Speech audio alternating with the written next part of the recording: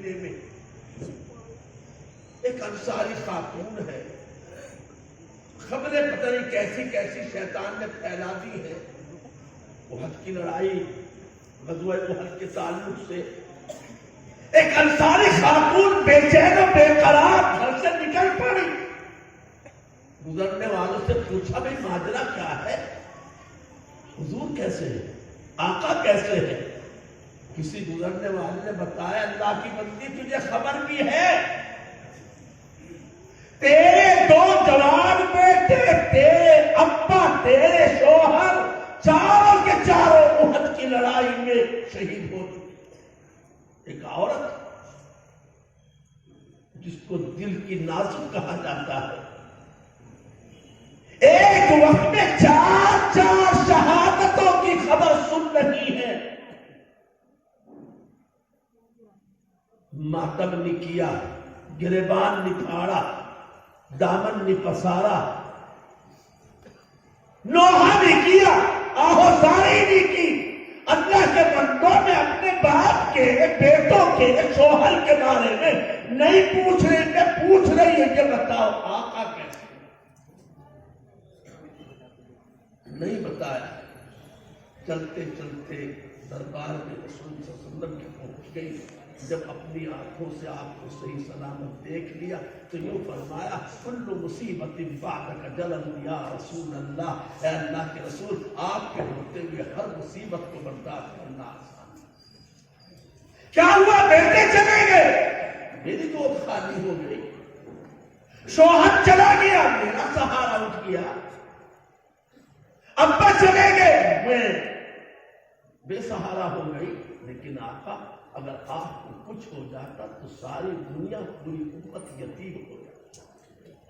بیٹوں کی پرواہ نہیں کی۔ دیکھو ذرا کون ہے حضرت ابو دجانہ رضی اللہ عنہ۔ اللہ کے رسول صلی اللہ علیہ وسلم نے احد کی لڑائی میں اعلان کیا ہے کوئی جو میری اس تلوار کا حق ادا کرے۔ ہر صحابی کی تمنا آقا کی تلوار ہمیں مل جائے۔ حضرت ابو دجانہ آگے بڑھے اور آگے بڑھ کر عرض کیا یا رسول اللہ اپنی تلوار مجھے عنایت فرما دیجیے، جب تک میرے سر میں جان باقی ہے تب تک میں اس تلوار کا حق ادا کروں۔ اللہ کے رسول صلی اللہ علیہ وسلم نے اپنی تلوار حضرت ابو دجانہ رضی اللہ عنہ کو عطا فرمایا۔ تلوار کیا ملی؟ ایسا لگا دونوں جہان کی دولت ابو دجانہ رضی اللہ عنہ کے دامن میں سمٹ آئی۔ اس طرح فخر کے ساتھ، خوشی اور مسرت کے ساتھ چلنے لگے جیسا کہ بہت بڑا تمغہ مل گیا۔ اگرچہ دیگر صحابہ نے کہا حضور یہ چال تو اچھی نہیں چل رہے ابو دجانہ، اکڑسی کے چلنے، اللہ کو ناپسند ہے اکڑ کے چلنا۔ لیکن میرے آقا نے فرمایا کہ ہاں اکڑ کی چال اللہ کو ناپسند ہے، مگر آج ابو دجانہ کی چال اللہ کو بھی پسند ہے، اللہ کے رسول کو بھی پسند ہے۔ پھر کیسے تلوار کا حق ادا کیا؟ صحابہ کرام کی ادائیں بھی عجیب، محبت کو نبھانے کے طریقے بھی عجیب۔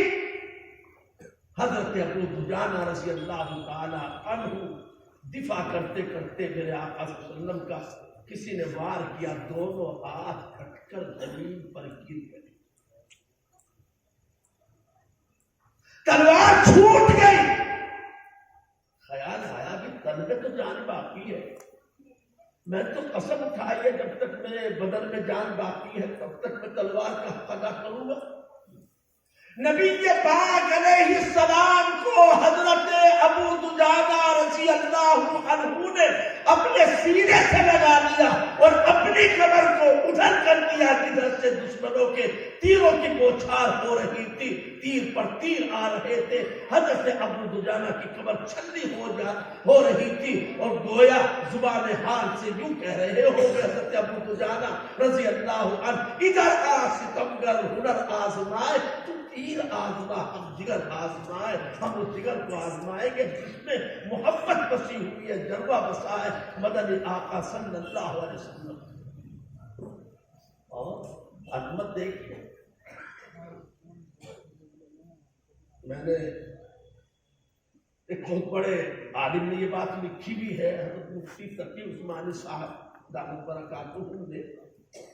پہلے تو میں بیان کرتا تھا، مجھے یہ خدشہ لگا رہتا تھا کہیں یہ تیری اپنی اپل تو نہیں ہے، لیکن ابھی قریب میں نے ایک مضمون پڑھا تو اس میں مفتی تقی عثمانی نے اس بات کو لکھا تو مجھے بڑا یقین اور بڑی تسلی ہو گئی. کوئی کہنے والا یوں کہہ سکتا ہے کہ حضرت ابو دجانہ بزدل تھے، ہمت تو جب ہوتی کہ بہادروں کی طرح سینہ تان کے تیروں کے سامنے کھڑے ہوتے. یہ کیا ہوا؟ منہ دھر کو کر لیا اور کمر کو دشمنوں کی طرف کر دیا. نہیں، وہ بہادر تھے، بزدل نہیں تھے. انہوں نے اس حال میں بھی عظمت رسول کا پاس کیا ہے. کہیں ایسا نہ ہو کہ اس حالت میں اگر میں نے سینہ دشمنوں کی طرف کر دیا اور پیٹھ کے پیچھے حضور کو کر دیا تو میری آقا کی شان کی گستاخی ہو جائے گی. اس لیے حضور کو پیچھے نہیں کیا، سینے سے لگایا. اور یہ بھی تو سوچا ہوگا جب ابو دجانہ نے اگر اسی حال میں آخری سانس آنے لگی تو دنیا سے جاتے جاتے اپنے آقا کا دیدار کرتا ہوا جاؤں گا، آقا میری شہادت کی گواہی دیں گے پھر اللہ کی راہ. اس لیے اپنے چہرے کو نبی پاک صلی اللہ علیہ وسلم کی طرف رکھا اور اپنی کمر کو دشمنوں کی طرف. کوئی ایک واقعہ نہیں ہے، ترتیب ذہن میں رکھے. پہلے نمبر پر عظمت رسول صلی اللہ علیہ وسلم، دوسرے نمبر پر محبت رسول. ذمہ داری ہماری، یہ نبی کا حق ہے ہمارے اوپر. اور تیسری بات، آخری بات جو ہماری ذمہ داری ہے، ہم نبی کی عظمت کو بھی مانتے ہیں، آپ کے مقام کو بھی جانتے ہیں، اور آپ سے محبت بھی کرتے ہیں، محبت کا دعویٰ بھی کرتے ہیں، محبت کا اظہار بھی کرتے ہیں، محبت کا نقارہ بھی بجاتے ہیں، محبت کا ڈھول بھی رچاتے ہیں، جو کچھ کہیے. لیکن اس عظمت اور محبت کو پرکھنے کی کسوٹی محبت ہے یا ڈھونگ ہے، محبت ہے یا جھوٹ ہے، محبت ہے یا ڈرامہ ہے، محبت ہے یا دکھاوا ہے. اس کو پرکھنے کے لیے جو کسوٹی ہے یہ دیکھا جائے گا کہ یہ نبی صلی اللہ علیہ وسلم کا اتنا بڑا فرما بردار، اطاعت گزار، وفا شعار اور آپ کے احکام کی پیروی کرنے والا ہے. اگر واقعی اور نبی صلی اللہ علیہ وسلم کے حکم کی اطاعت، فرما برداری اور مکمل اطاعت اور پیروی کرنے والا ہے، کہا جائے گا کہ یہ محبت کرنے والا سچا ہے، یہ آپ کی عظمت کا ماننے والا سچا ہے. اور اگر اس کی زندگی میں نبی کی اطاعت نہ ہو، نبی کے احکام کی پیروی نہ ہو تو کہا جائے گا یہ محبت میں کچا ہے، پکا نہیں. اطاعت کس کو کہتے ہیں؟ بس یہ بات بیان کر کے میں سلسلہ مکمل کروں گا. فرما برداری کسے کہتے ہیں؟ بہت اچھی طرح غور سے سنیے گا. اطاعت اور فرما برداری نام ہے اپنی چاہت، اپنی طبیعت، اپنا شوق، ساری چیزوں کو دبا کر صرف نبی پاک علیہ السلام کے حکم کے سامنے سر تسلیم خم کر دینا.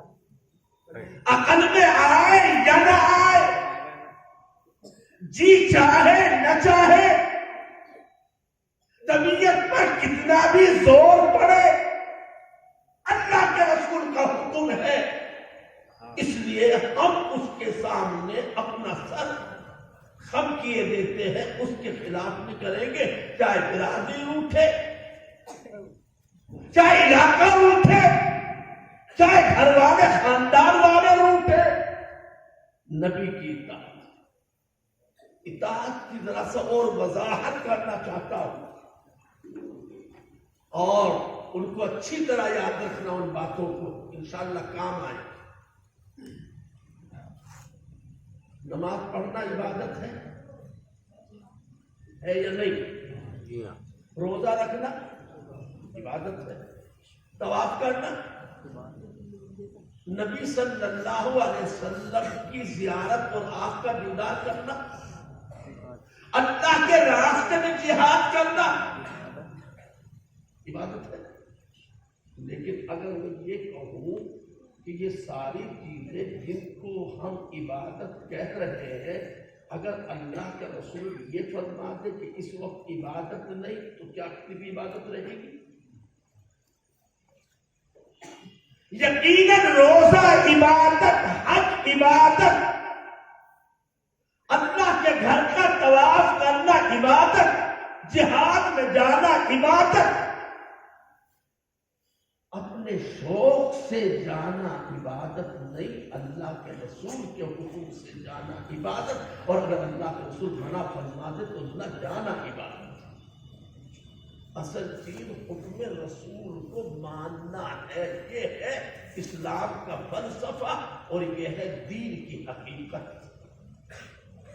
دو تین واقعے سن لیجیے۔ غزوہ بدر، بدر کی لڑائی، سب سے پہلی کفر و اسلام کی لڑائی، غزوہ بدر کتنی مبارک لڑائی ہے۔ کربلا کی تو جانتے ہیں، کربلا کی لڑائی کون سے مہینے ہوگی؟ بتا دوں من کا پروانو، کربلا محرم میں ہے، اور غزوہ بدر کون سے مہینے میں؟ ان سب کو سامنے والوں سے نواسے کی شہادت جس مہینے میں ہوئی ہمیں معلوم، ہم نے نام لیا محرم کا، یہ بھی معلوم کربلا کے میدان میں، اور جس لڑائی کا ذکر قرآن میں ہے، جس لڑائی میں 5000 فرشتے اللہ نے اتارے، جس لڑائی میں خود بنفس نفیس اللہ کے رسول موجود، جس لڑائی میں شرکت کرنے والے صحابہ کرام اس دنیا کے باقی برقرار رہنے کا ذریعہ، جس لڑائی میں شریک ہونے والوں کے ناموں کے واسطے سے دعا کی جائے کبھی رد نہیں ہو سکتی، اس غزوہ بدر کے بارے میں ہمیں نہیں معلوم کبھی افسوس کی جائے۔ قرآن میں ذکر ہے بدر کی لڑائی کا، کربلا کا نہیں ہے۔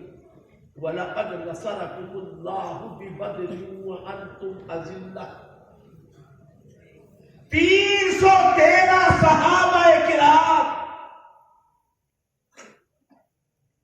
یہ 313 صحابہ حضرت امام ذہبی رحمت اللہ علیہ فرماتے الدعاء عند ذکرہم المستجاب، ان 313 صحابہ کا نام لے کر ان کے واسطے سے، ان کے صدقے سے دعا مانگی جائے گی وہ کبھی رد نہیں ہوگی، اللہ اس کو قبول کرے گا۔ لیکن اس لڑائی میں حضرت عثمان ذو النورین رضی اللہ عنہ آپ شریک نہیں، حضرت عثمان ذو النورین، ذو النورین کا مطلب جانا بھائی، یہ تو ہم جانتے کہ حضور کے داماد حضرت علی، جانتے حضرت فاطمہ رضی اللہ تعالی عنہ حضور کی بیٹی آپ کے نکاح میں، لیکن یہ بھی جانو مسلمانوں، حضور صلی اللہ علیہ وسلم کے دوہرے داماد، ڈبل داماد حضرت عثمان رضی اللہ عنہ، اسی نے ذو النورین کہا جاتا ہے، دو نور والے۔ حضور پاک علیہ السلام کی دو بیٹیاں یکے باپ کی گرے، حضرت رقیہ اور حضرت ام کلثوم، حضرت عثمان غنی رضی اللہ تعالی عنہ کے نکاح میں آئی، اور دنیا میں حضرت عثمان کے علاوہ کوئی ایسا شخص نہیں گزرا جس کے نکاح میں یکے بعد دیگر نبی کی دو بیٹیاں آئی، اور صرف اکیلے ایسے شرف والے فضل والے حضرت عثمان رضی اللہ عنہ ہی ہیں۔ جن کے بارے میں آقا نے یہ فرمایا کہ کل نبی رفیق فی الجنہ ورفیقی فیہا عثمان بن عفان کہ جنت میں ہر نبی کا کوئی نہ کوئی دوست ساتھی رفیق ہوگا اور میرے رفیق جنت میں حضرت عثمان بن عفان رضی اللہ تعالیٰ عنہ۔ کیا حضرت عثمان کا جی نہیں چاہتا ہوگا؟ کیا ان کا شوق نہیں پیدا ہوا ہوگا ان کے دل میں کہ میں بھی جاؤں؟ جب حضور جا رہے، ابو بکر جا رہے، عمر جا رہے، عثمان حضرت علی جا رہے، دیگر صحابہ جا رہے، حضرت عثمان نہیں گئے۔ کیوں نہیں گئے؟ کوئی جا کر عثمان سے پوچھے آپ تو اسلام کے بڑے کمزور نکلے۔ سب سے پہلے کفر اسلام کی لڑائی جس کا قرآن میں 5,000 فرشتے اس میں نازل ہوئے، اللہ نے بھیجے مسلمانوں کی بشارت کے لیے، اطمینان قلب کے لیے، وما جعلہ اللہ الا بشریٰ لکم ولتطمئن بہ قلوبکم۔ علماء تشریف فرمایا یاد رکھے فرشتے مدد کرنے کے لیے بھیجے تھے اللہ نے، اس سے مدد کے لیے آئے تھے۔ یہ فرشتوں کو اللہ نے بھیجا تھا، وما جعلہ اللہ الا بشریٰ لکم ولتطمئن بہ قلوبکم، تاکہ مسلمانوں کی ہمت بن جائے، انہیں خوشی مل جائے، اس کا دل مطمئن ہو جائے۔ جہاں تک مدد کی بات ہے، وَمَن نَّصْرُ إِلَّا مِنْ عِندِ اللَّهِ، اللہ پاک کسی کا محتاج تھوڑی، اسباب کا محتاج تھوڑی ہے، مدد تو تھی اللہ کی طرف سے۔ ان 313 کے دلوں کو خوش کرنے کے لیے اللہ نے بھیجے 5,000 فرشتے آئے۔ اس بار میں بات یہ نہیں، تم بھی سمجھو گے اصل چیز جہاد میں جانا یا نہ جانا نہیں ہے، اصل چیز حکم رسول کا ماننا ہے۔ جو گئے ان کے لیے حکم رسول تھا کہ چلو، انہوں نے جا کر حکم رسول کو مانا، اور میرے لیے میرے آقا کا حکم تھا عثمان تم نہ جانا، اس لیے کہ تمہاری بیوی ہماری بیٹی حضرت رقیہ اس وقت بیمار ہے، تم ان کی تیمارداری نگاہ پوچھی اور ان کی دیکھ بھال میں رہنا۔ میرے لیے حکم تھا نہ جانے کا، میں نے نہ جا کر کے مانا، جو کہ ان کے لیے حکم تھا جانے کا، انہوں نے جا کر کے حکم رسول کو مانا۔ اصل اطاعت، اصل دین کا مزاج، اصل سیرت کا پیغام ہے حکم رسول کو ماننا۔ بات سن پا رہی؟ ادھر ادھر کی فالتو نہیں ہاں کراؤں۔ یہی حضرت عثمان کا دوسرا واقعہ بھی سنیے۔ سن 6 ہجری صلح حدیبیہ کا موقع، اللہ کے رسول صلی اللہ علیہ وسلم اپنے 1400 اور بعض روایات کے مطابق اپنے 1500 صحابہ کرام کو ساتھ لے کر مدینے سے نکلے اللہ کے گھر کی زیارت عمرہ کرنے کے لیے، اللہ کے گھر کا طواف کرنے کے لیے۔ راستے میں ایک جگہ پڑتے حدیبیہ کنواں تھا، وہاں آپ نے وہاں قافلے کو اپنے ساتھیوں کو ٹھہرا دیا اور حضرت عثمان کو اپنا سفیر، اپنا نمائندہ، ترجمان بنا کر مکے بھیجا اور کہا کہ تم جا کر مکے والوں سے جو خانہ کعبہ کے متولی ہے، ذمہ دار دیکھ بھال کرنے والے ہیں، ان سے پوچھ کے آؤ کہ ہم چپ چاپ آئیں گے، عمرہ کر کے چلے جائیں گے، ہمیں اجازت دے دیں۔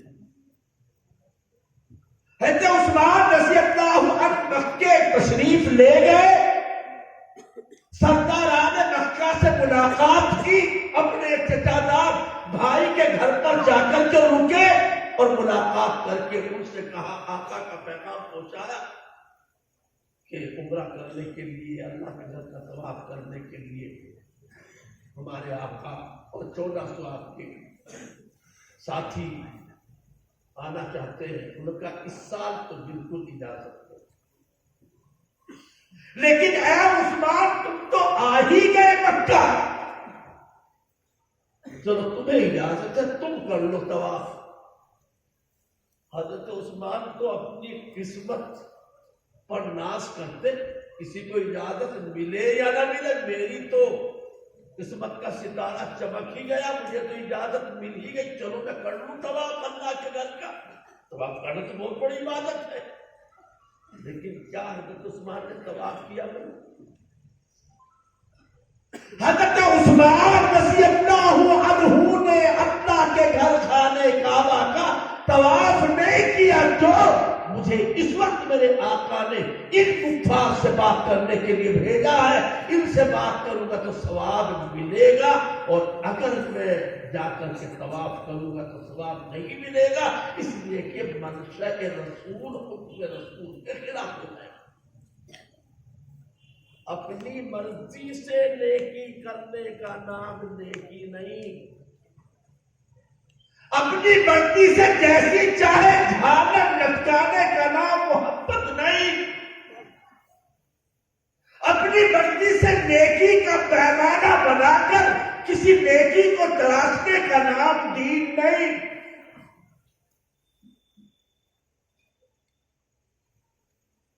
اذان ہو چکی شاید،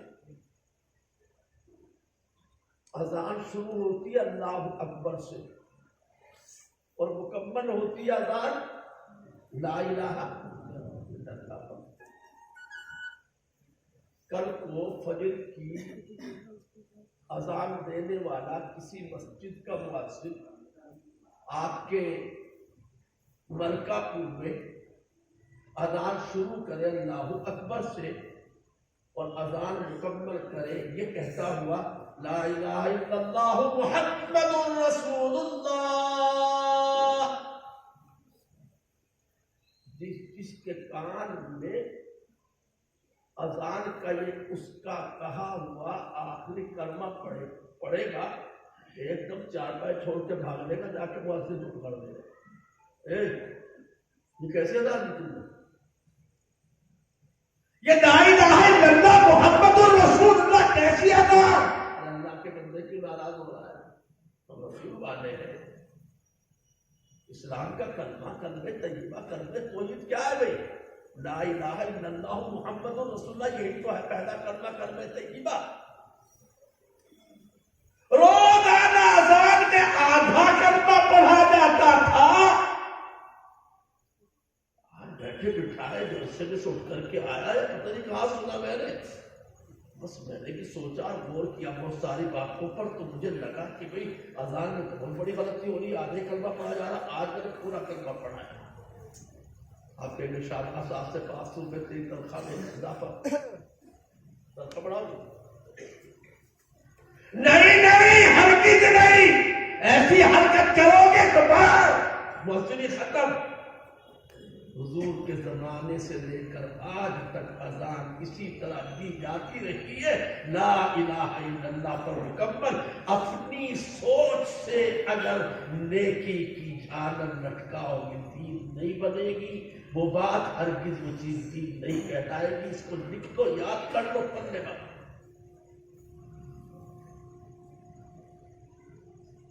درود شریف کا پڑھنا تو عبادت ہے، بڑا سوال ہے، نہیں پڑھتا زبردستی لوگ پڑھوا دیتے ہیں۔ بعض تقریر کرنے والے بھی تقریر شروع کرتے ہیں پڑھو درود۔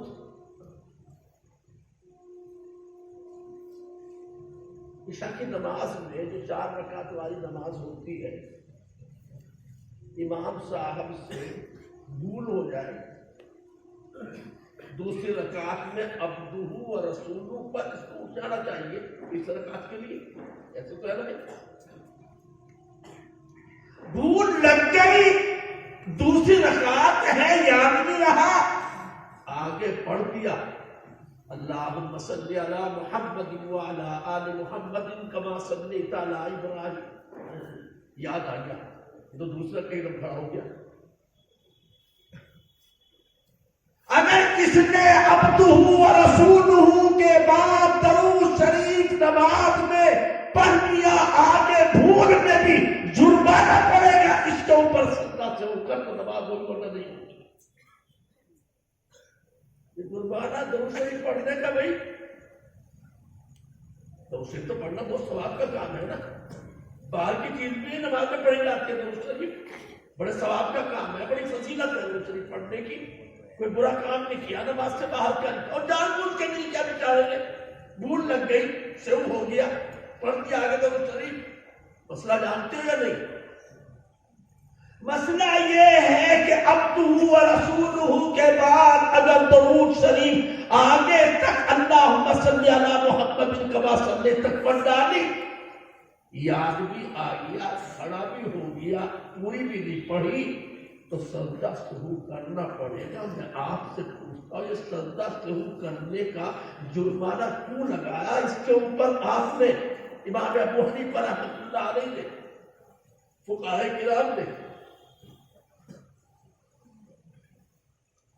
جو حد اللہ کے رسول نے مقرر کر دی، بھولے سے بھی اس حد سے اگر ایک انچ بھی آگے بڑھو گے تو جرمانہ تو پڑے گا۔ ہمارا ملک ہندوستان ہے، ہم ادھر کو کہیں کو چلتے چلتے ہندوستان پاکستان کی سرحد پر پہنچ جائے اور ہمیں پتہ نہ ہو بارڈر لائن کون سی ہے، ہم آگے کو نکل جائیں، گولی کا نشانہ بنے گے؟ میں غلطی سے آ گیا، مجھے پتہ نہیں تھا، معاف کر دی۔ نہیں، اب تو اندر ڈالا جائے گا، بہت بڑا آتنکی ہے، کوئی بہت بڑا حملہ کرنے آ رہا ہے۔ ایسا ہی ہے یا غلط کہہ رہا ہوں؟ اللہ نے قرآن میں جگہ جگہ مسائل بیان کرنے کے بعد تلک حدود اللہ ومن یتعد حدود اللہ فاولئک هم الظالمون، اللہ نے جو حدیں مقرر کر دی ہے ان سے ایک انچ بھی کوئی آگے بڑھے گا اس کو اطاعت کرنے والا نہیں کہا جائے گا۔ دین اپنے شوق کو پورا کرنے کا نام نہیں، دین اپنی چاہت کو پورا کرنے کا نام نہیں، دین اپنے سوچے میں گل چھندے اڑانے کا نام نہیں، دین اپنی من مرضی سے اپنے جذبات کو پورا کرنے کا نام نہیں۔ حضور کو دیکھنا، میں نے کہا نا کتنی بڑی عبادت ہے، اگر کوئی خواب میں بھی دیکھ لے وہ بھی اپنی قسمت پر ناز کرنا بھی چاہیے۔ حدیث میں آتا ہے، میرے آقا نے فرمایا من رآنی فی المنام فقد رآنی لأن الشیطان لا یتبصر بی، جو مجھے خواب میں دیکھے نا اس نے مجھے کو دیکھا، شیطان میری شکل بنا کے نہیں آ سکتا۔ خواب میں دیکھنے والا بھی ناز کرے، آج مجھے بشارت ہوئی خواب میں نبی پاک علیہ الصلوۃ والسلام کی زیارت نصیب ہوگی، وہ بھی اس کو اپنے لیے سعادت سمجھتا ہے اور ناز کرتا ہے، اپنی قسمت پر فخر کرنے لگتا کرنا۔ نبی صلی اللہ علیہ وسلم کو ایمان کی حالت میں دیکھ لینا کتنی دیر؟ سیکنڈ بھر بھی، ذرا دیر، کوئی پیمانہ، کوئی وقت کی تحدید نہیں، نہ نماز پڑھی، نہ روزہ رکھا، نہ صدقہ دیا، نہ حج کیا، نہ کوئی تسبیح پڑھی، ابھی ایمان لایا، ابھی حضور کی زیارت کی، ابھی آ کے پیچھے سے تیر لگا، شہید ہو گئے، اب قیامت تک اس صحابی جیسا، اس صحابی کے پیروں پر لگی دھول کے برابر بڑے سے بڑا ولی اور قطب نہیں ہوتا۔ ایک مرتبہ حضرت عمر ابن عبد العزیز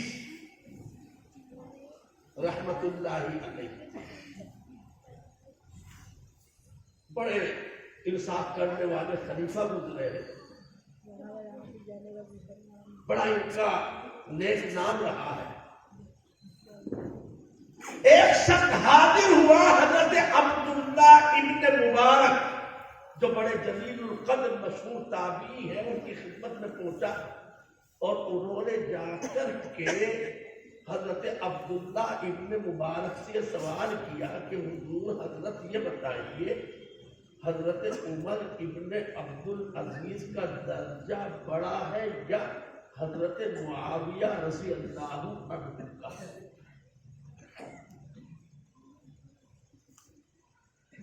حضرت عمر ابن عبد العزیز بہت بڑے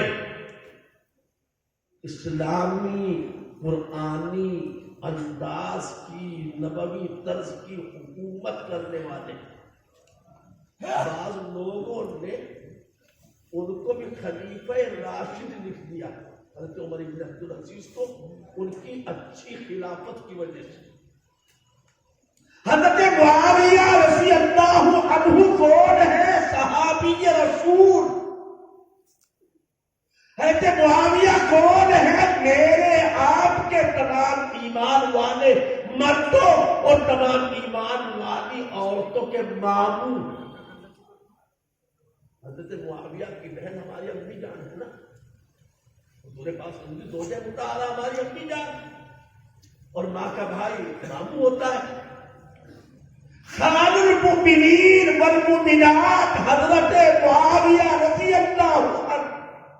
کون ہے حضرت معاویہ؟ جو نبی پاک صلی اللہ علیہ وسلم کے سامنے بیٹھ کر قرآن مجید کی اللہ کی وحی کی کتابت فرمایا کرتے تھے. البدایہ والنہایہ میں لکھا کان یکتب الوحی بین یدی رسول اللہ صلی اللہ علیہ وسلم. حضرت معاویہ رسول اللہ کے سامنے بیٹھ کر کے وحی کی کتابت فرمایا کرتے. حضرت معاویہ کون؟ جن کے بارے میں میرے آقا نے فرمایا اللہم اجعلہ ہادیا ومہدیا واہدی بہ الناس. اے اللہ حضرت معاویہ کو ہادی بنا، مہدی بنا، اور ان کے ذریعے سے لوگوں کو ہدایت عطا فرما. آپ نے دعا دی یا معاویہ ان ملکت فاحسن. اے معاویہ جب تجھے حکومت سونپی جائے تو بڑھیا حکومت کرنا. یہ میرے آقا نے آپ نے دعا دی اللہم علمہ الکتاب والحساب وقیہ العذاب. اے معاویہ، اے اللہ تو معاویہ کو حساب کا، کتاب کا علم عطا فرما اور ان کو عذاب سے محفوظ فرما. میں یہ باتیں ویسے نہیں کہہ رہا ہوں، بہت جان بوجھ کے پوری ہوش و عقل کے ساتھ کہہ رہا ہوں. یہ ملکہ پور میں بیٹھ کر کیوں کہہ رہا ہوں اس کو آپ سمجھیں گے. ہمارے مفتی رخصت صاحب نے حضرت معاویہ رضی اللہ عنہ صحابی رسول. پوچھنے والے نے پوچھا عبداللہ ابن مبارک جلیل القدر صاحب تابعی ان سے کہ عمر ابن عبدالعزیز کا درجہ اونچا ہے یا حضرت معاویہ؟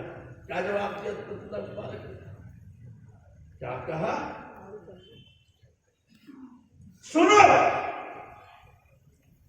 جس گھوڑے پر بیٹھ کر حضرت معاویہ رضی اللہ عنہ نے اللہ کے راستے میں جہاد کیا اور اس گھوڑے کی ٹاپ سے جو مٹی اڑی اور مٹی اٹھ کر گھوڑے کی ناک میں بیٹھ کر اس کی ناک کی آلائی اور ریزش بن گئی. قسم خدا کی حضرت عمر ابن عبدالعزیز گھوڑے کی ناک میں بیٹھی ہوئی اس مٹی کی ریزش سے کے برابر بھی درجہ ان کا نہیں.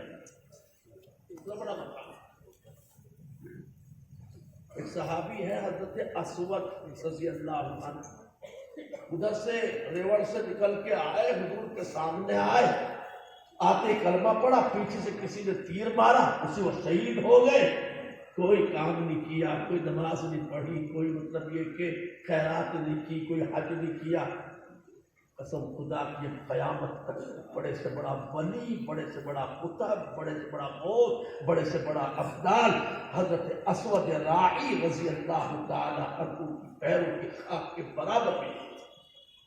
یہ عقیدے کی بات بتا رہا ہوں. تو میں عرض کر رہا تھا کہ حضور صلی اللہ علیہ وسلم کو پل بھر دیکھنے والا اب قیامت تک کوئی اس جیسا نہیں ہو سکتا. ان کا مقام الگ. ایک نام یاد ہوگا حضرت وحشی رضی اللہ عنہ. کون ہے حضرت وحشی بھائی؟ حضرت وحشی رضی اللہ عنہ وہ ہے جنہوں نے حضور پاک علیہ الصلوۃ والسلام کے سگے چچا حضرت امیر حمزہ رضی اللہ تعالی عنہ کو نیزہ مار کر شہید کیا. حضور کے چچا حضرت حمزہ جن کو نبی صلی اللہ علیہ وسلم نے اپنی مبارک زبان سے سید الشہداء کا لقب دیا. تمام شہیدوں کے سردار. یہ الگ بات ہے مسئلہ کسی اور کو سید الشہداء کہہ سکتے ہیں کہ نہیں کہہ سکتے، لیکن میں اتنا بتا رہا ہوں کہ نبی صلی اللہ علیہ وسلم نے اپنی مبارک زبان سے سارے شہیدوں کا سردار کس کو بتایا؟ اپنے چچا امیر حمزہ رضی اللہ تعالی عنہ. ایک وقت آیا اللہ کب دل میں ہدایت کی کرن چمکا دے پتا نہیں. حضرت وحشی رضی اللہ عنہ حضور کے دربار میں آئے، آ کر عرض کیا یا رسول اللہ کلمہ پڑھا دو. میں کلمہ پڑھنے کے لیے ایمان لانے کے لیے آیا. نبی صلی اللہ علیہ وسلم نے کلمہ پڑھا، ایمان میں داخل کیا اور فرمایا اے وحشی تمہارا ایمان اللہ کے یہاں مقبول، تمہارا ایمان لانا مجھے بھی منظور، لیکن اے وحشی کبھی میری نظروں کے سامنے پڑا. اتنا بڑا امتحان ہوگا. ہمارا کوئی پیر صاحب آ جائے، حضرت جی آ جائے، جلسے والے کہے حضرت تھکے ہوئے ہیں، بڑے ضعیف ہیں، بہت کمزور ہیں، بھیا مسافر ہے، ہم تک کر کے رہیں گے. چاہے کسی کا ہاتھ ٹوٹے، چاہے کسی کے چوٹ لگے، دھکا دیں گے، گولی ماریں گے، ہمیں تو اپنا شوق پورا کرنا ہے. کیا حضرت وحشی کا شوق نہیں تھا؟ ارے میاں صحابہ کو حضور کے بغیر بے پانی کے مچھلی کی طرح رکھنے لگے. ذرا کی دیر کے لیے بھی قرار نہیں ہوتا تھا. حضور آنکھوں سے اوجھل ہو جائے برداشت نہیں تھا صحابہ. اللہ کو بھی گوارا نہیں تھا. موضوع الگ ہو جائے. اللہ پاک کو بھی یہ بات پسند نہیں تھی کہ حضور ذرا دیر کے لیے بھی ابو بکر سے صحابہ سے الگ ہو. قرآن مجید میں اللہ نے فرما دیا تھا وَاصْبِرْ نَفْسَكَ مَعَ الَّذِينَ يَدْعُونَ رَبَّهُم بِالْغَدَاةِ وَالْعَشِيِّ. اے نبی اپنے آپ کو انہی کے ساتھ جوڑ کے رکھنا. ابو بکر عمر کے ساتھ.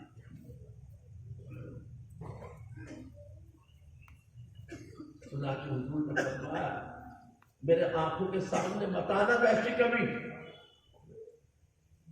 کیوں؟ حضور نے وجہ بتایا.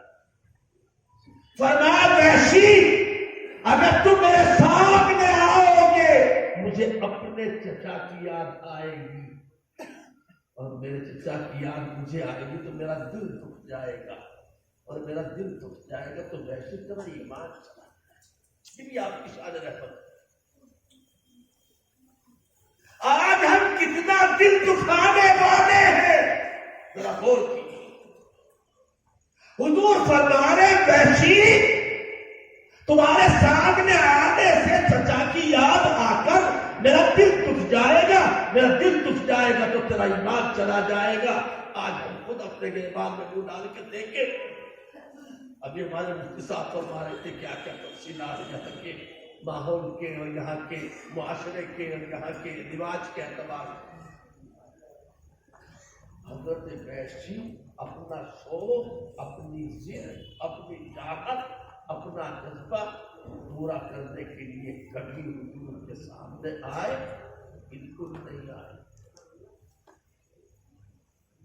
حضرت وحشی رضی اللہ عنہ کبھی حضور کے سامنے زندگی بھر نہیں آئے. اور جو زمانے جاہلیت میں حضرت حمزہ رضی اللہ تعالی عنہ کے بہت بڑے ایمان والے کو حضور کے چچا کو شہید کر دیا تھا، اس طرح مکافات کی حضرت وحشی کو فرمایا کرتے تھے کہ مجھے بڑا دکھ ہے میں نے بہت بڑے انسان کو شہید کیا، اس کا کیسے میں بدلہ چکاؤں. چنانچہ اس طرح بدلہ چکایا حضرت وحشی نے جب مسیلمہ کذاب جھوٹی نبوت کا دعوے دار کھڑا ہوا تو اس سب سے بڑے نبوت کے دشمن کو بھی قتل کرنے والا وحشی نے.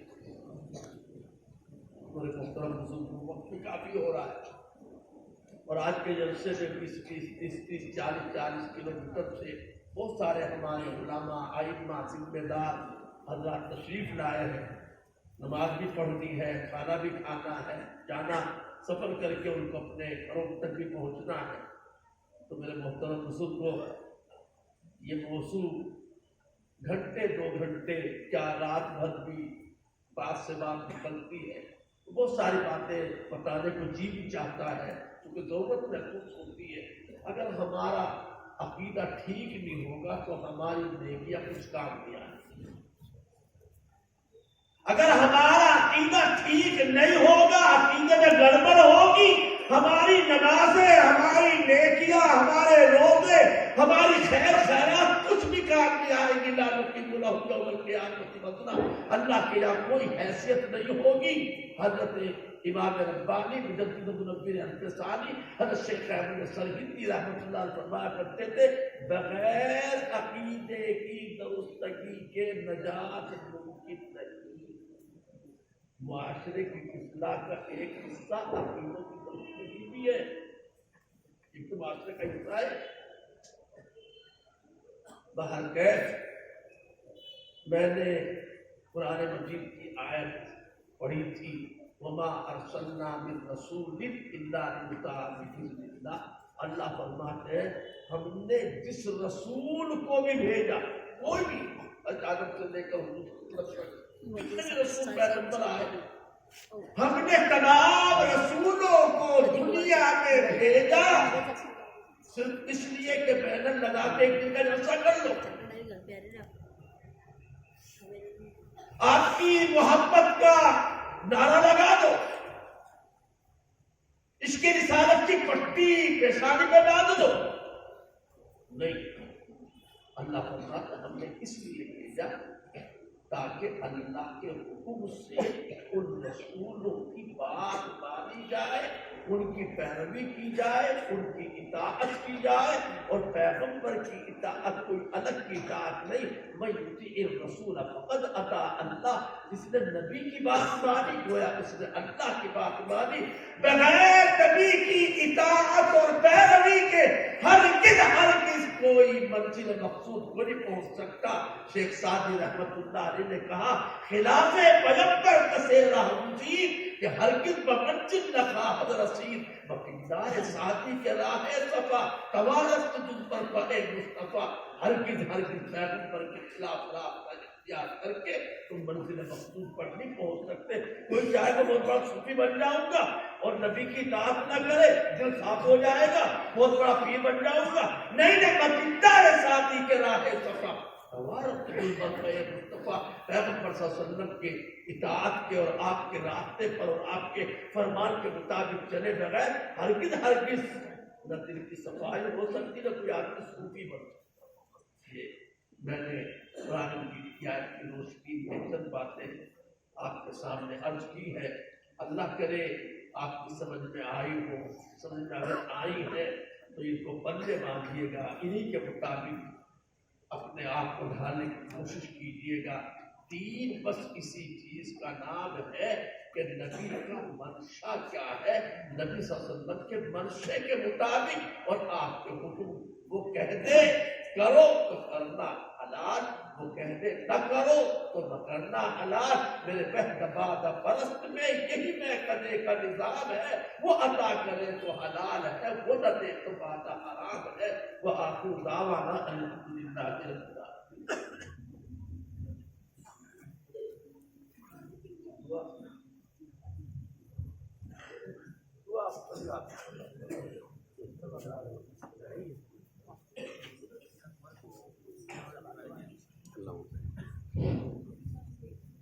الحمدللہ کافی دیر سے حضرت ہمارے سامنے مکمل طور سے سیرت النبی صلی اللہ علیہ وسلم کے تعلق سے بات چیت کی ہے۔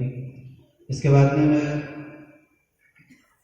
جمعیت علماء شہر ملکپور کے صدر حضرت مولانا عبداللہ خان صاحب عارفی سے ادباً گزارش کرتا ہوں کہ حضرت والا آنے والے مہمانوں کا اور تمامی مجمع کا اظہار تشکر فرمائیں۔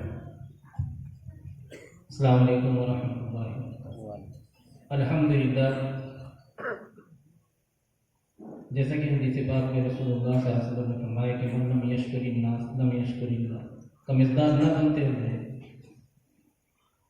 حضرت اتنی دور سے دور دراز کا سفر کر آئے، حضرت مولانا یامین صاحب اور حضرت مفتی روشن صاحب اور تمام اطراف کے علماء، حفاظ، ائمہ، ہم شہر ملکاپور کے تمام لوگ اور اراکین جمعیت اور ضلع بلڈانہ کے جتنے اراکین ہیں جمعیت کے، سب آپ لوگوں کے ممنون اور مشکور ہے کہ اللہ کے ایک آواز پر آپ یہاں پر آ کر آپ نے اپنے ایمان زندہ ہونے کا ثبوت دیا۔ اللہ سے دعا کیجیے کہ اللہ تعالیٰ ہماری اس سرزمین کو بزرگوں کی آمد کا ذریعہ بنا دے اور حضرت کے آنے کو بے انتہا قبول فرما دے، اور اس ملکاپور اور خصوصاً ملکاپور کے لیے اور عموماً پورے عالم کے لیے ہدایت کا ذریعہ بنائے۔ میں ادب کے ساتھ حضرت صدر دعا کی درخواست کرتا ہوں۔ ایک اعلان سن لیجیے، ابھی دعا کے بعد انشاءاللہ مسجد الرحمان میں عشاء کی نماز ادا ہوگی، اور اس کے بعد آنے والے مہمانوں کے لیے کھانے کا بھی انتظام کیا گیا ہے، وہ نماز کے بعد کھانا کھا کر جائیں گے۔ اللهم صل على محمد وعلى آل محمد كما صليت على إبراهيم وعلى آل إبراهيم إنك حميد مجيد۔ ربنا آتنا في الدنيا حسنة وفي الآخرة حسنة وقنا عذاب النار۔ ربنا ظلمنا أنفسنا وإن لم تغفر لنا وترحمنا لنكونن من الخاسرين۔ لا إله إلا أنت سبحانك إني كنت من الظالمين۔ حسبنا الله ونعم الوكيل، نعم المولى ونعم النصير۔ اللهم انصرنا على القوم الكافرين۔ ربنا ولا تحمل علينا إصرا كما حملته على الذين من قبلنا، ربنا ولا تحملنا ما لا طاقة لنا به، واعف عنا واغفر لنا وارحمنا أنت مولانا فانصرنا على القوم الكافرين۔ ربنا لا تزغ قلوبنا بعد إذ هديتنا وهب لنا من لدنك رحمة إنك أنت الوهاب۔ ربنا هب لنا من أزواجنا وذرياتنا قرة أعين واجعلنا للمتقين إماما۔ ربنا لا تجعلنا فتنة للقوم الظالمين ونجنا برحمتك من القوم الكافرين۔ ربنا لا تجعلنا فتنة للذين كفروا واغفر لنا ربنا إنك أنت العزيز الحكيم۔ اے الہ العالمین، آج کے ہمارے اس ہونے والے اجلاس کو ہر اعتبار سے قبول فرما کر ہم سب کی ہدایت کے لیے اور ہم سب کی ہدایت کا اس کو ذریعہ بنا دے۔ اے اللہ، اس اجلاس کی برکتوں سے اس پوری بستی کو، پورے علاقے کو فیضیاب فرما۔ اس جلسے کو کامیاب بنانے کے لیے اس کی تیاریوں کے سلسلے میں، اس کو سجانے سنوارنے میں ہمارے جن بھائیوں نے، جمعیت کے جن ذمہ داروں نے، شہر کے جن نوجوانوں نے کسی بھی اعتبار سے حصہ لیا، جلسے کو کامیاب بنانے کے لیے جلسے میں تشریف لائے، اس کی رونقوں کو دوبارہ فرمایا۔ اے اللہ، سب کو اپنی شایان شان دنیا میں بھی اور آخرت میں بھی اس کا بہترین بدلہ عطا فرما۔ اے اللہ، ہم کو حضور پاک صلی اللہ علیہ وسلم سے سچی پکی محبت کرنے والا بنا دے۔ اے اللہ، آپ کی عظمتوں کو ہمارے دلوں میں پیوست فرما دے۔ اے اللہ، صحابہ کرام کی محبت سے ہمارے قلوب کو سرشار فرما۔ نبی صلی اللہ علیہ وسلم کی پاک پروردگار سچی پکی اطاعت کرنے کی توفیق نصیب فرما۔ اے اللہ، جن جن کاموں کا آقا صلی اللہ علیہ وسلم نے کرنے کا حکم دیا ان کو ہمیں کرنے کی توفیق اور ہمت دے، اور جن جن کاموں کے کرنے سے تیرے محبوب نبی صلی اللہ علیہ وسلم نے ہمیں روکا اور منع کیا، باز رہنے کی تاکید کی، اے اللہ ان سے ہمیں بچنے کی اور پرہیز کرنے کی توفیق عطا فرما۔ اے اللہ، ہمارے عقائد کی، اعمال کی، اخلاق کی حفاظت فرما، ہماری جان کی، مال کی، عزت کی، آبرو کی حفاظت فرما، مدارس کی، مساجد کی، مقابر کی، اسلامی شاعر کی، خانقاہوں کی، تبلیغی مراکز کی، دین کے تمام سلسلوں کی، دین کے کام کرنے والوں کی سب کی حفاظت فرما۔ اے پاک پروردگار، اپنے فضل و کرم سے ہماری نسلوں میں، ہمارے بچوں میں، ہمارے خاندانوں میں، ہمارے شہروں میں، دیہاتوں میں، تعلقوں میں ایمان کے جاری باقی اور گھر گھر اور در در پہنچانے کے فیصلے فرما۔ اے اللہ ایمان کے نور سے ہمارے گھروں کو منور فرما، قرآن مجید کی تلاوتوں سے ہمارے گھروں کو معمور فرما۔ اے اللہ قرآن مجید پڑھنے کا شوق عطا فرما۔ اے پروردگار اپنے فضل و کرم سے تمام بیماروں کو شفا عطا فرما، تندرستی عطا فرما۔ جو دنیا سے جا چکے ہیں اے اللہ کروٹ کروٹ ان سب کو جنت نصیب فرما۔ ابھی یہاں آنے والوں میں کوئی عالم دین ان سے ملاقات نام تو میرے ذہن میں نہیں معلوم ہوا، چند روز پہلے ان کی اہلیہ بھی اللہ کو پیاری ہو گئی، اور ابھی 2-4 دن پہلے ان کے والد صاحب کی دنیا سے رخصت ہو گئے۔ ایسے ہی کل راستے سے گزرتے ہوئے ایک بیمار حافظ مستقیم صاحب سلطان پور ان کے بہنوئی آج وہ بھی دنیا سے چل بسے۔ اے اللہ تمام مرحومین کی مغفرت فرما، گھر والوں کو، متعلقین، لواحقین کو، پسماندگان کو، سب کو صبر جمیل کی دولت سے مالا مال فرما۔ اے الہ العالمین اپنے فضل و کرم سے ہم سب کے لیے خیر کے فیصلے فرما، ہم سب کو برکت والی عزت کی حلال روزی عطا فرما۔ اے اللہ ہمارے جن نوجوانوں نے اس جلسے میں اللہ کو حاضر نازل سمجھ کر ان کی روشن صاحب دامت برکاتہ کے کہنے پر، ان کی تشکیل پر یا کھڑے ہو کر کے یہ ارادہ اور یہ وعدہ فرمایا اور یہ وعدہ انہوں نے کیا کہ انشاءاللہ ہم سنت کے مطابق شادی کریں گے اور خرافات سے اور رسوم و رواج سے پرہیز کریں گے۔ اے اللہ ان کو اپنے وعدوں کے پورا کرنے میں سہولتیں پیدا فرما، اور ان سب کو ان کے علاوہ تمام ہمارے بچوں کو، نوجوانوں کو نیک بیوی عطا فرما، اور ہمارے بچیوں کو نیک شوہر عطا فرما۔ جن کی شادیاں نہیں ہو سکی ہے ان کی شادیوں کے غیر سے انتظام فرما۔ اے الہ العالمین جو مقروض ہیں ان کے قرضوں کی ادائیگی کی غیر سے شکلیں پیدا فرما، پریشان حال لوگوں کی پریشانیوں کو دور فرما، اپنے فضل و کرم جو مانگا وہ عطا فرما، اور جو نہیں مانگا، مانگ سکے، بھول گئے، رہ گیا، زبان پر نہیں آیا، اور آپ جانتے ہیں پروردگار کیا کیا ہمارے حق میں بہتر اور اچھا ہے۔ اے اللہ سب ہمارے حق میں خیر کے فیصلے فرما۔